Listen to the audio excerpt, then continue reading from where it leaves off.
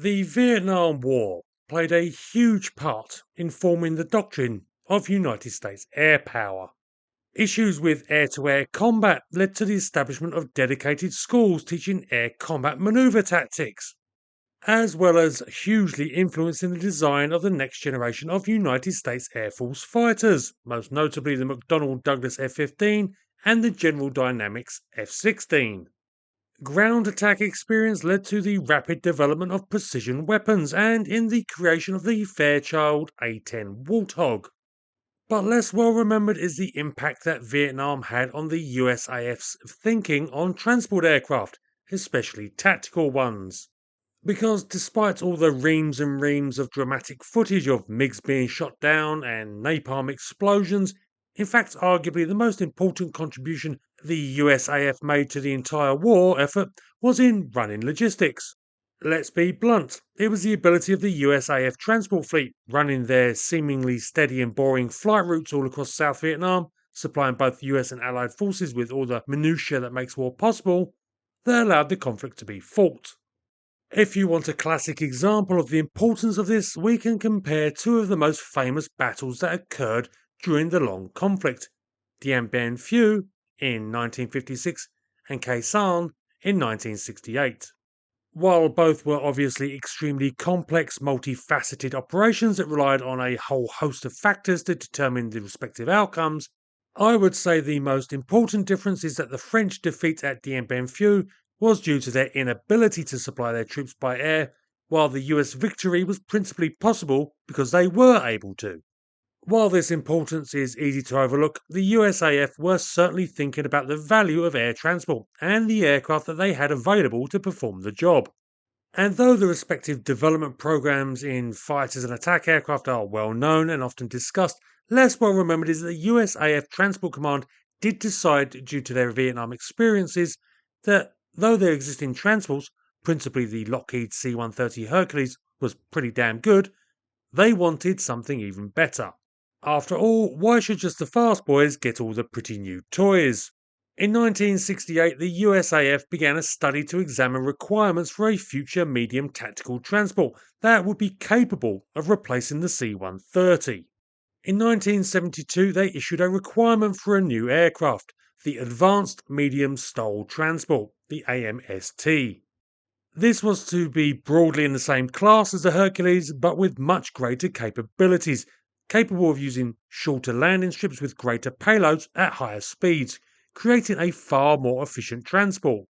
Especially of interest was improved slow takeoff and landing abilities, known as STOL for short.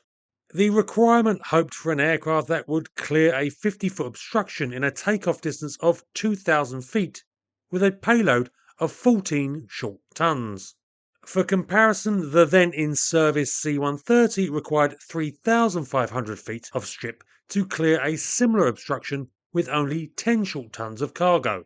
The new aircraft should also be capable of carrying bigger vehicles than possible with the C-130, in particular the Army's M109 155mm and M110 203mm self-propelled howitzers.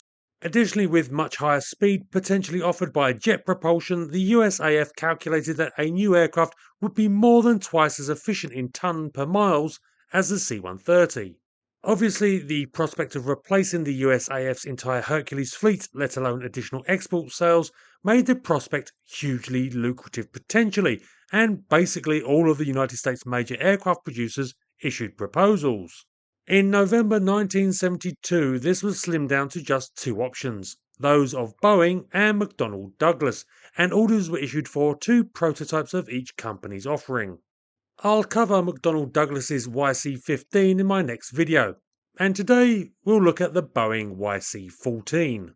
Boeing opted for a rather innovative design that actually placed twin turbofans above the wing rather than below it as was conventionally recognised, as well as tucking the engines in tight to the fuselage, giving the YC-14 a very distinctive look. The concept had been previously examined by NASA, and Boeing was able to utilise their research into the idea and how correct flap construction would enable the jet thrust to stick to the upper wing surfaces and be directed downwards to provide huge upward thrust, essential to providing the amounts of lift the aircraft would require. Additionally, Boeing made a smart decision with the engine choice, selecting the General Electric CF650D, which each produced 51,000 pounds of thrust. This was then a brand new design that Boeing engineers were studying for use on other aircraft that they built and would ultimately go on to be used by some operators of Boeing's 747 airliner, as well as being adopted by the USAF as the F-103. On the YC-14, it was combined with huge thrust reversers that allowed the aircraft to stop in an amazingly short distance.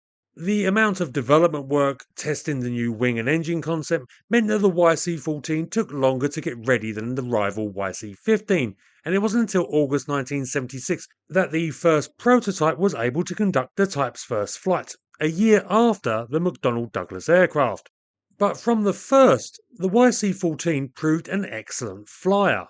With just an 800-foot takeoff roll, the YC-14 demonstrated a capability to lift off and climb at 6,000 feet per minute, more than 3 times that of the in-service C-130 variants. The shortest landing recorded during the flight test was 387 feet, which was achieved due to a 21-knot headwind, but is still a truly remarkable figure for such a big aircraft. Even in low wind conditions, average landing was still only 800 feet.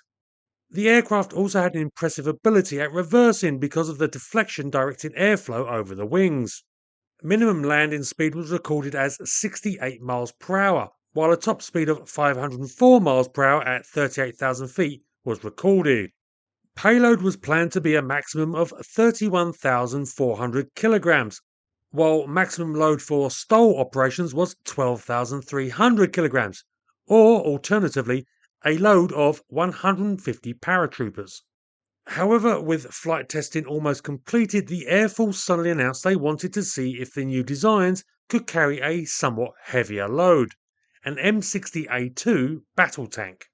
At 49,500 kilograms, that was a pretty big leap in requirement, but the YC-14 managed it, proving able to load the tank in less than 2 minutes.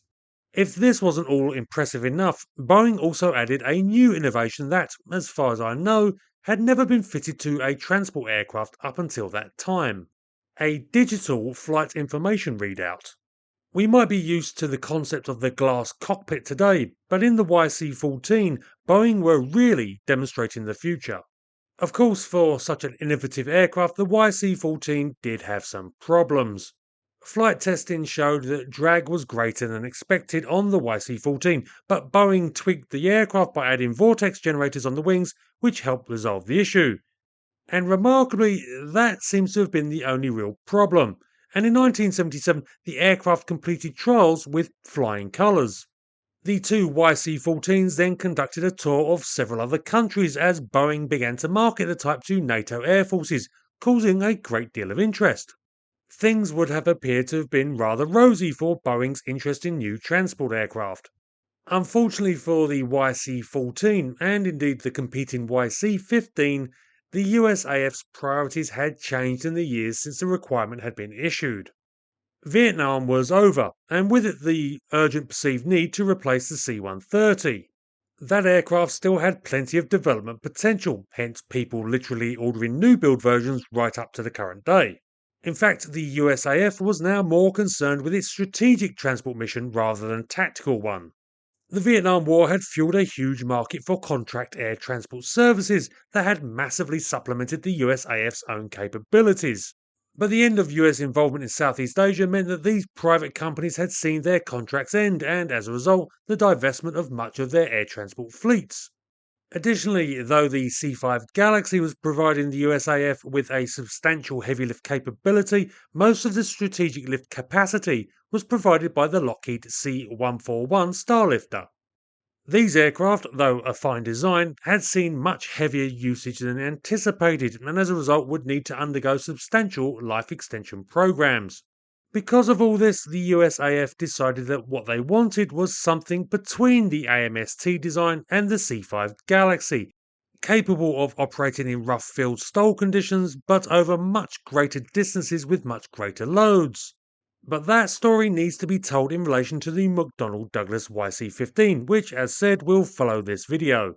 The long and the short of it was that the YC-14, though handsomely exceeding the requirements it was expected to meet, was now redundant when the USAF cancelled the AMST program in December 1979, despite the huge potential demonstrated by the YC-14.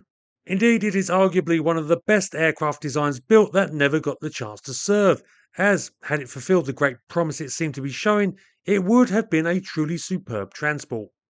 But that was not to be, and the two YC-14s were retired, though both still exist. One is on display at the Pima Air Museum in Arizona, while the other is currently stored at the USAF's Davis-Monthan Boneyard. There is also one other detail that I should mention. A year after the YC-14 flew, the Soviet Antonov Bureau flew this, the AN-72. Given the similarities between the two designs with their overwing engines, this has understandably led to allegations that the AN-72, which received the NATO designation of Kola, was a product of Soviet espionage. That is a possibility, though the Kola is a far lighter aircraft with roughly a third the maximum capability of the YC-14. Instead, I suspect that the AN-72 was rather inspired by the initial Boeing design proposals, which were hardly secret, and the Antonov Bureau thought that the over-wing scheme was a pretty good idea. Seeing as the AN-72 and its various offshoots are still in service today, and the type has a pretty solid reputation, it seems they were correct.